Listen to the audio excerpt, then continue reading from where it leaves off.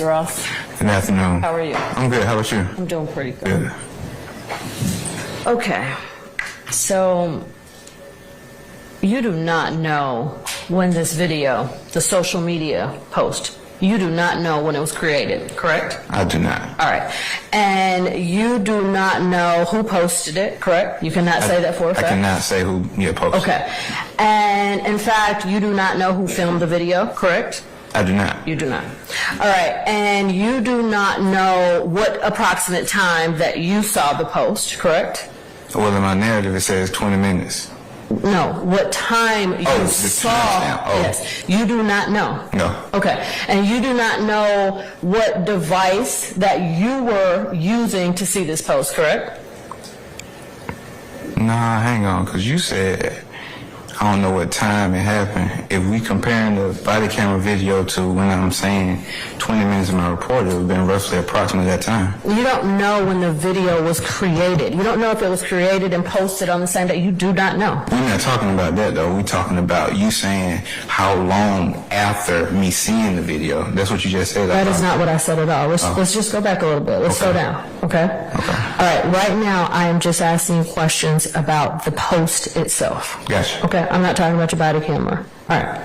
Okay, so I asked you, you do not know when the video, meaning the Instagram video, when it was created. You do not know that, correct?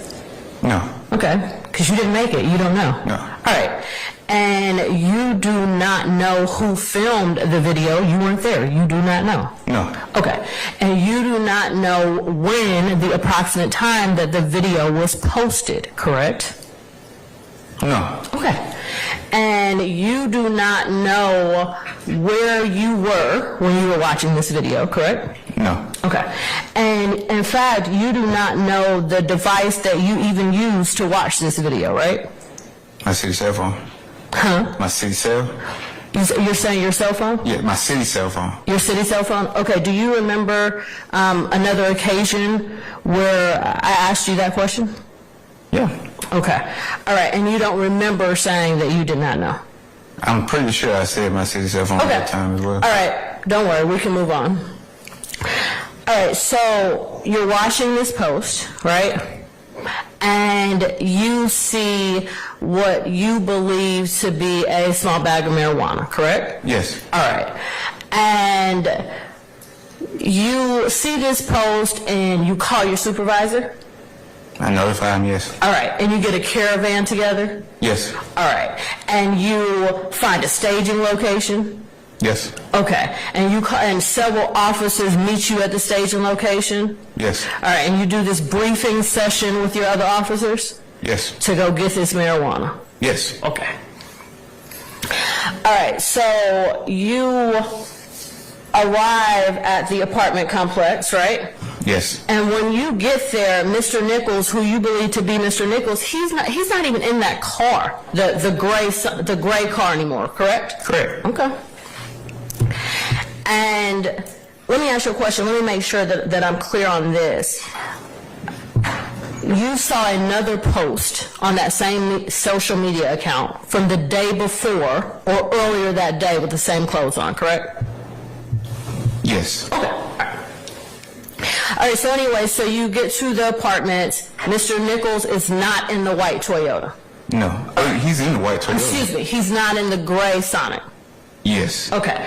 And in fact, he's now in a different car. He's in a white Toyota, right? Yes. All right. And there are two other people in the white Toyota with him, correct?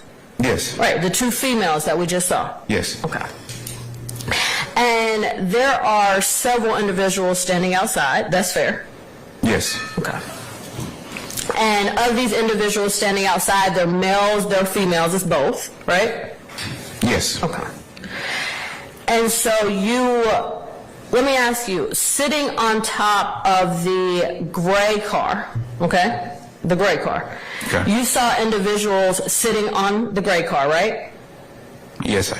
All right, and you saw individuals standing beside the gray car, correct? Yes. None of which was Mr. Nichols. Correct. All right. And so you park your patrol car, right? Mm-hmm. And you get out. And you testified that you smelled marijuana in the air, right? Yes. And specifically, you said you smelled burnt marijuana in the air, correct? Yes. Okay. Now, Mr. Nichols, you approached Mr. Nichols immediately, right? Yes. Okay. And he didn't have any marijuana in his hand, correct? Yes. And you didn't observe him smoking any marijuana, correct? Yes. Okay. And he didn't have a firearm in his hand or anything of that nature, right? He didn't. Okay. And as a matter of fact, when you approached Mr. Nichols, you and the other individuals, you asked them about marijuana, right? I did. And Mr. Nichols told you he didn't have any. He did. Okay. And as a matter of fact, Mr. Nichols said, "Officer, you can search me." He did. Okay. You asked Mr. Nichols for his name. I did. He provided it to you. He did. He gave you his real name. He did. It's fair to say he was cooperative. He was. Okay. Now, several other individuals was outside. You checked their IDs, correct? I did. Okay. And you put them in handcuffs. Yeah, somebody did. Okay. And you didn't see them committing any crimes. No. Okay. And it would be fair to say throughout your whole time in this apartment complex that all of these individuals, they didn't give you any trouble, did they? No. Pretty cooperative. They were. Okay. All right, so now you called for the K-9 unit, right? I checked on the ETA, yes. Okay. And you observed the K-9 unit patrol, walk around the area with the K-9 officer, right? I did. Okay. And out of all of these individuals outside and the cars outside, you didn't observe the K-9 alert anything beside that one car, right? To my knowledge. To your knowledge, okay. All right, so out of all of the individuals that was congregating that evening, no one else was arrested, right? Correct. All right, so they weren't arrested for drugs, right? Correct. Okay, and they weren't arrested for guns, right? Correct. All right, so you didn't find, crimes out there beside the one that you said that you arrested Mr. Nichols for, right? Correct. Okay. All right, and so you based your arrest for Mr. Nichols solely on what was in the gray car, right? Yes. Okay, and the gray car that he was not in when you arrived? Yes. Okay, the gray car that you couldn't pinpoint what time that he may have been in that car, correct? You don't know, I asked you that earlier.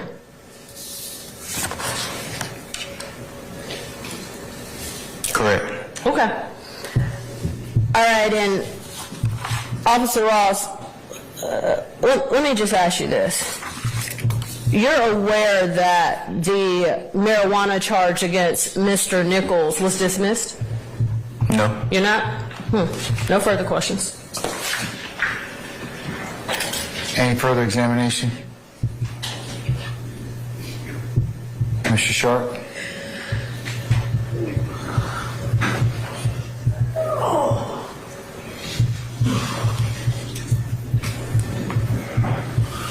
Officer Ross, good afternoon. Good afternoon. How many people approximately were out there that night? I'm not sure. Who are you referring to? Who are you referring to? Officers? No, not officers, civilians, citizens. More than 3. More than 3? Was it more than 10? I'm not sure. Okay. How many total people were detained?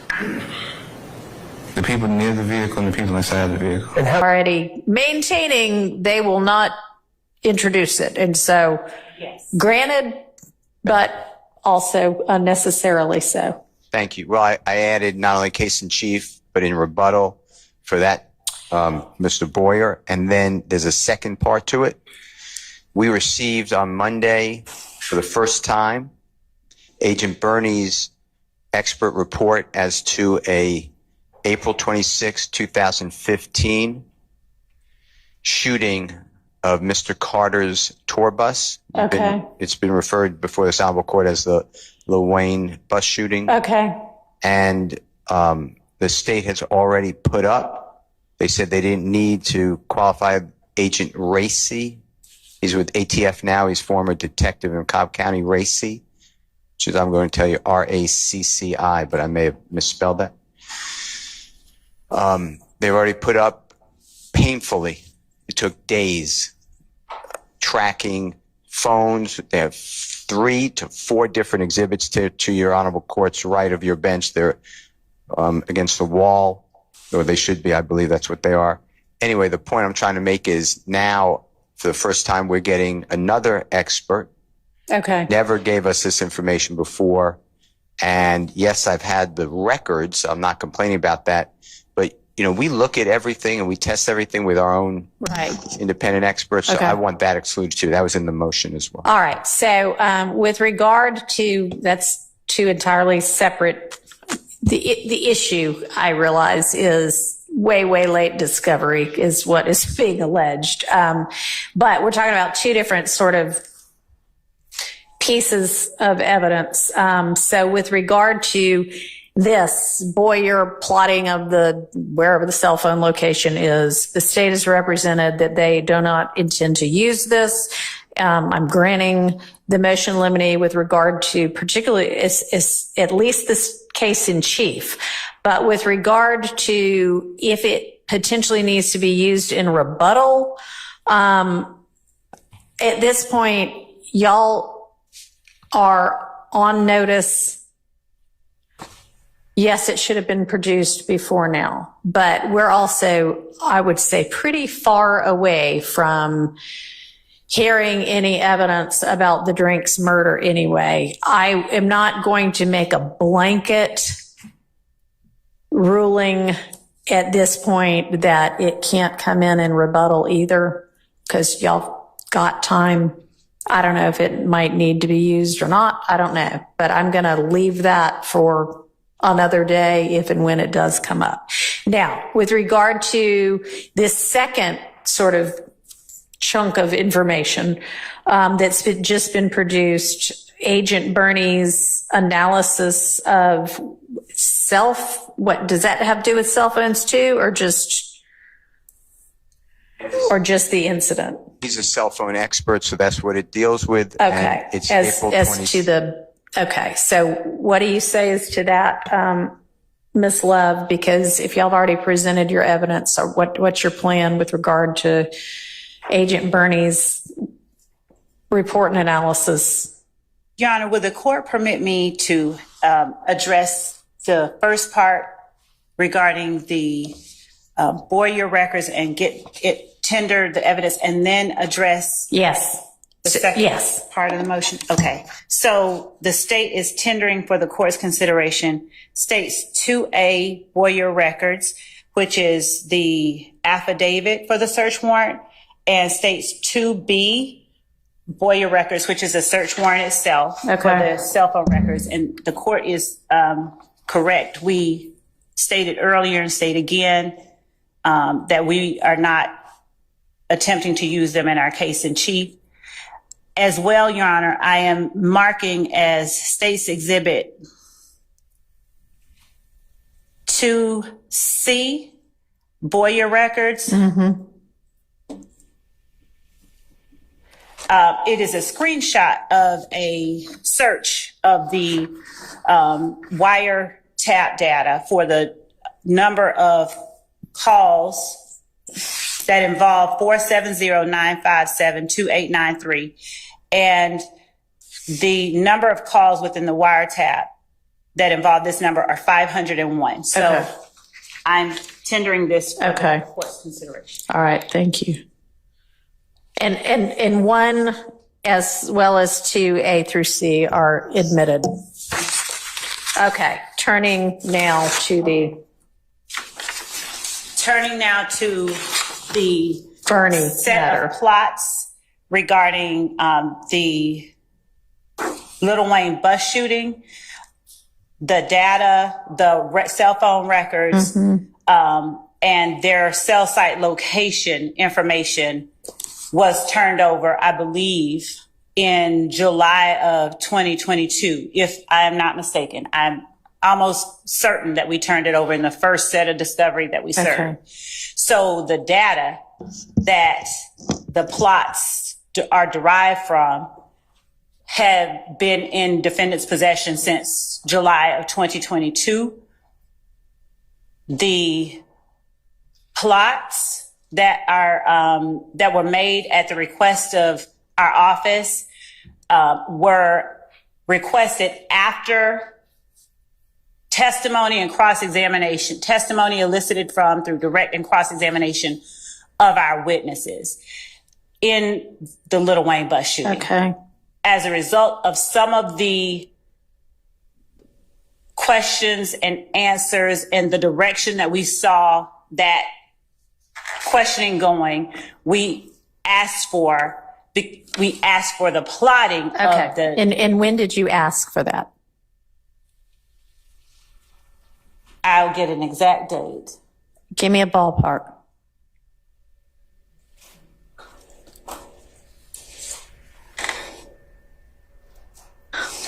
Hold on.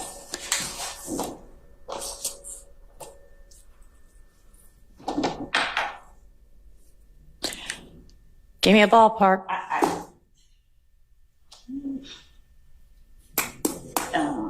Well, when did these?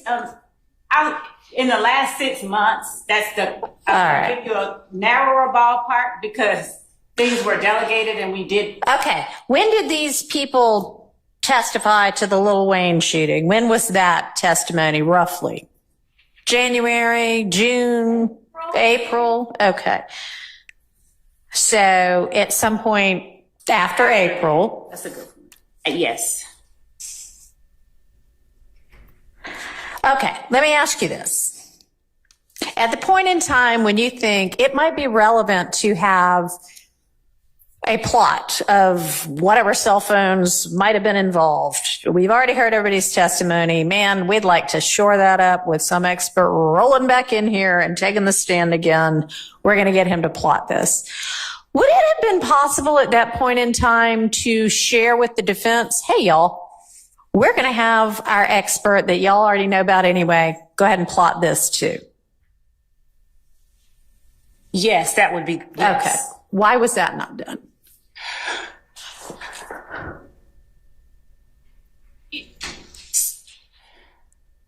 So Bernie did not testify about these. He has. I know. Okay.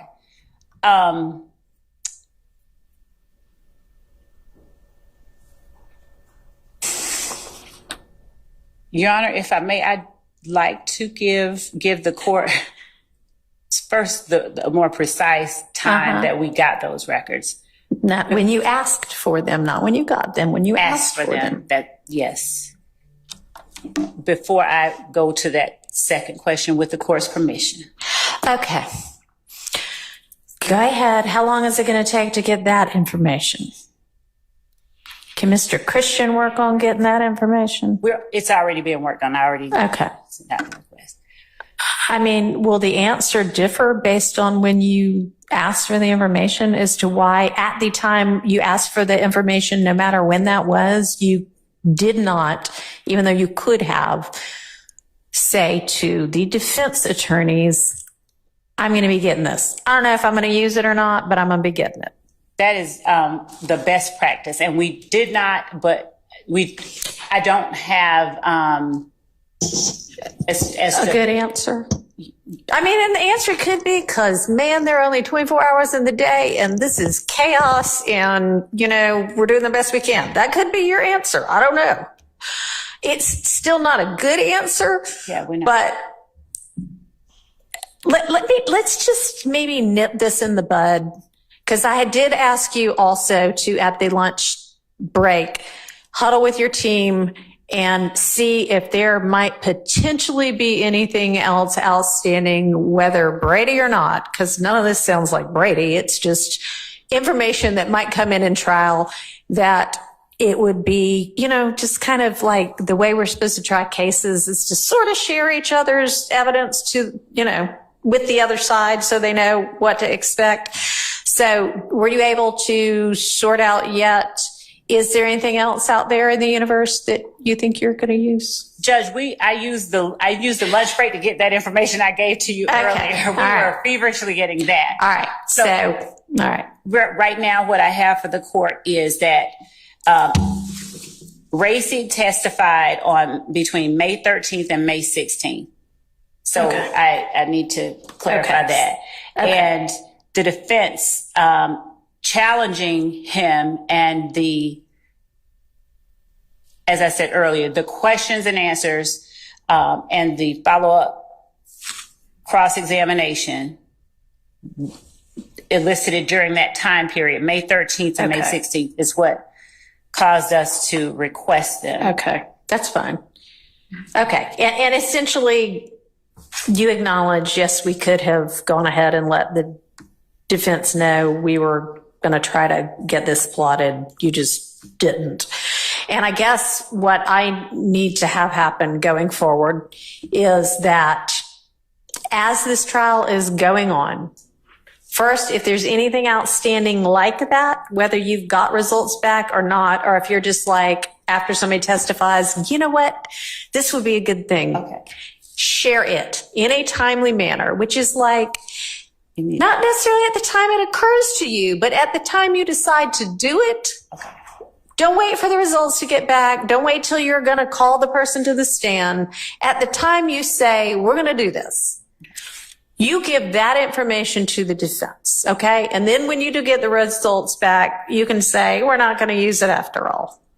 Or, we are going to use it, here's the result. And that is going to be the rule, be the requirement moving forward for everything. So if there's anything out there right now that's kind of in progress, tell them about it. Okay. And moving forward, as things come up, when you decide I'm going to be doing something about this, tell them about it. Okay? Yes, sure. So what amount of time do you need to get with your team and figure out, is there anything in process? Friday at 5 too late, or you want me to do Friday at lunch? Okay. Well, okay. I don't know what our Friday is going to look like, but yes, you can share it with them without it being in court. So yes, Friday by lunchtime. Okay. And you can just copy Ms. Persefield on whatever it is you tell them. Okay. All right. And I expect that to be the rule that gets followed moving forward. Okay. Okay. All right. Any questions about it? No. Okay. All right. Anything from the defense on that topic and that rule? And I know it is not ideal, but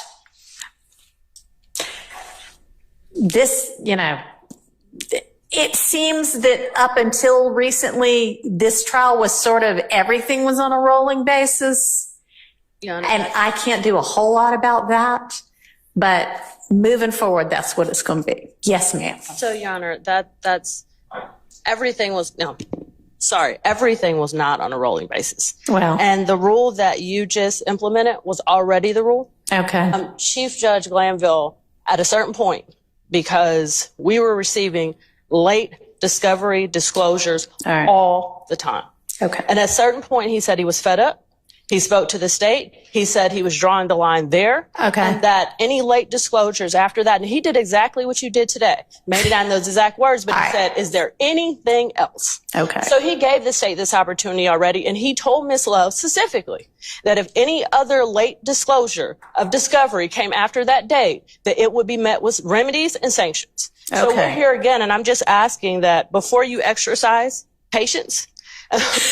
Don't exercise patience. Okay.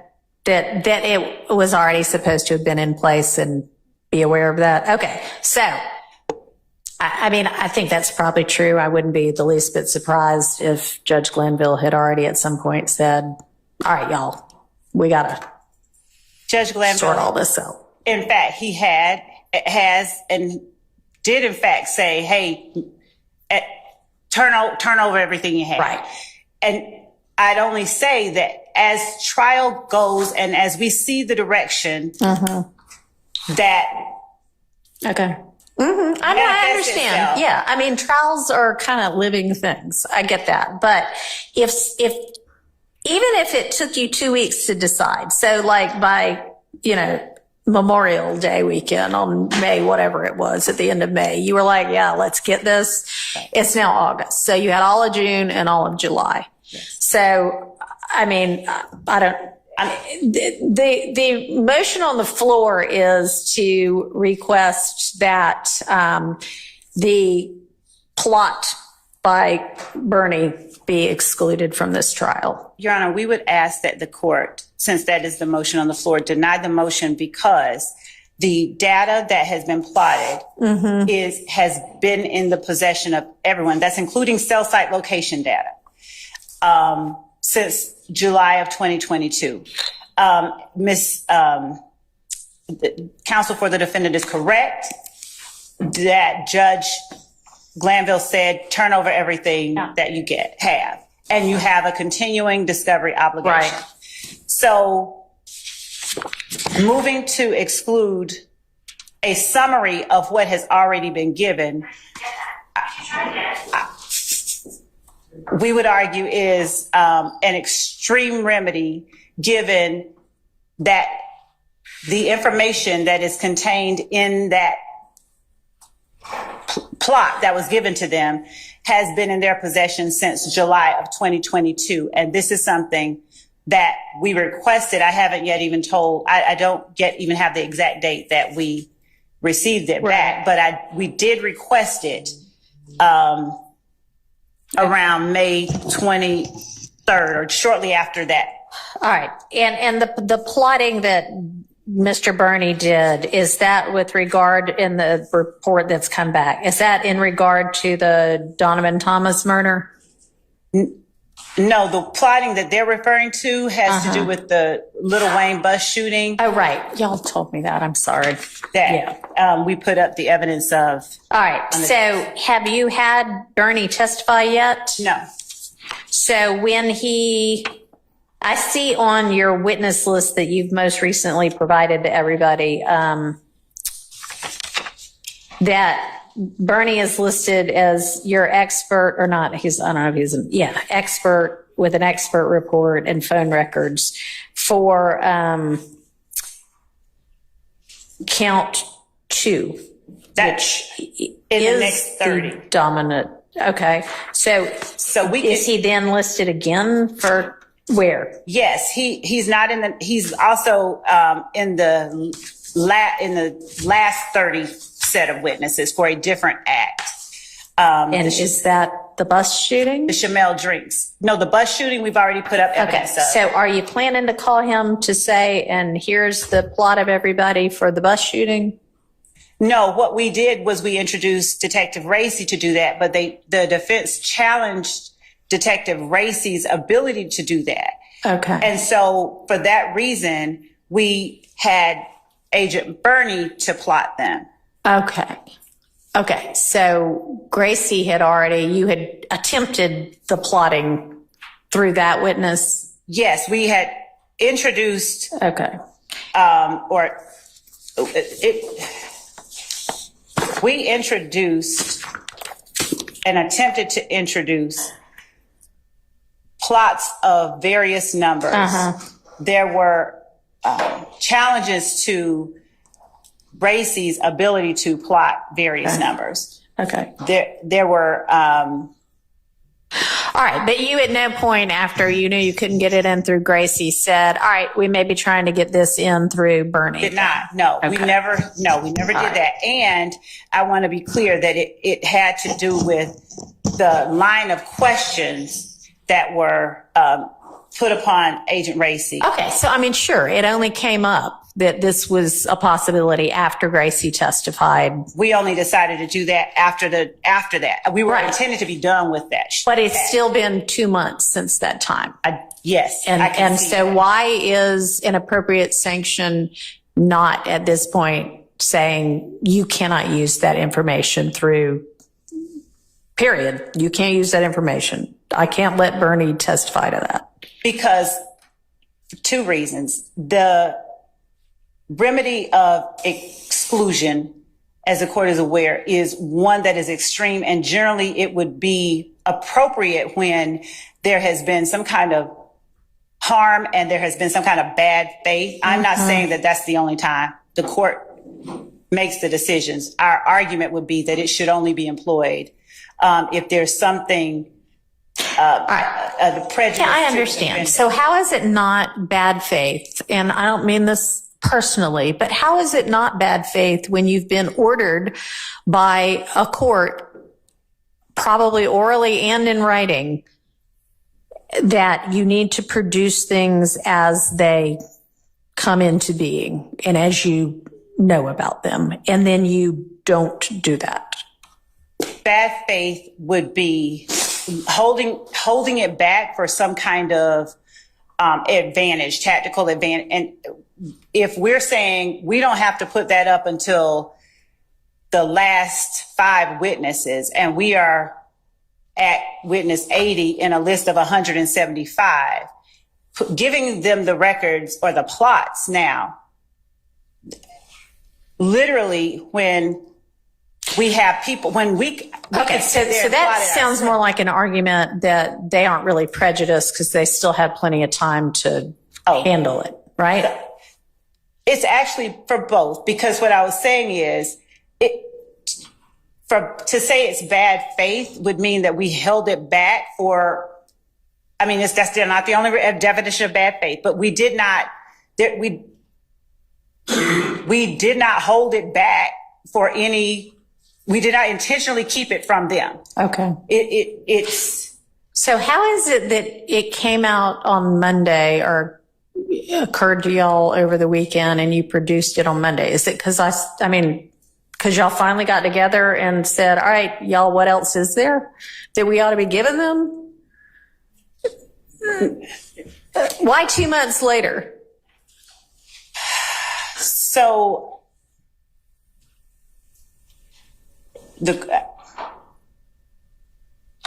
moment that precipitated this disclosure, I have to rewind and go back over everything that has happened. And I can only say that it may have been that the court, it may have been that as we were looking at 30 witnesses out and looking at Bernie, we realized, Bernie. Okay. So it basically was just the court saying, it's time to get organized and it's time to share the details about what your intended trial evidence is going to be, that finally made y'all get organized enough to realize, oh shoot, there are some things we have not shared yet. Fair?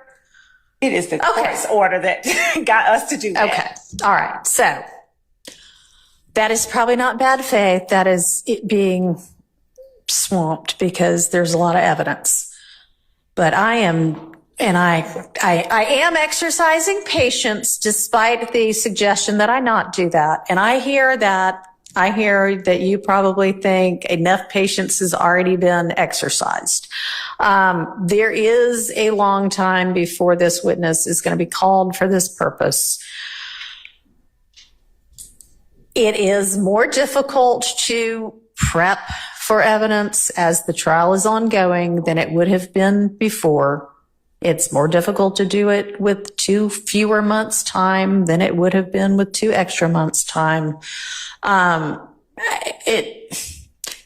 This needs to be the last of it. I mean, it's sort of like when somebody comes before me on a probation violation and it's the first time I'm seeing them.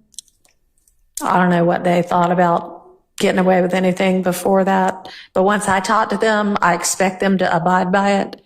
I expect you to abide by it. So between now and noon on Friday, you better make sure you have got all your ducks in a row and you have shared those ducks and ducklings with the defense. Yes. Okay. I'm about ready to move on from this, but yes, ma'am. Okay, Your Honor, I'll be brief. Speak into your mic. I'll try to be brief. All right. Your Honor, in all candor to the court, I believe that the state is arguing as if it's a first argument to you. because they know you haven't been here for 19 months.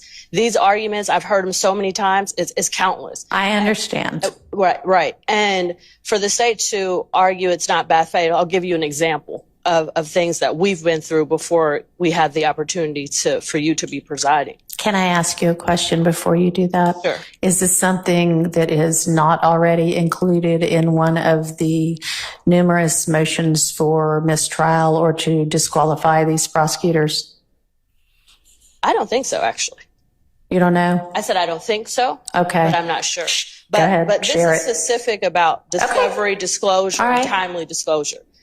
The state's been caught before. Specifically, I remember a late discovery disclosure that once it was disclosed, it actually had a comment on there that was supposed to be internal that said, "Do not serve yet." They did it on purpose. And how many times can you say, oops? How many times can you repeatedly, systematically make the same mistake as an experienced litigator and say, it's not bad faith? Okay. Your Honor, I'm just asking that the rules be enforced.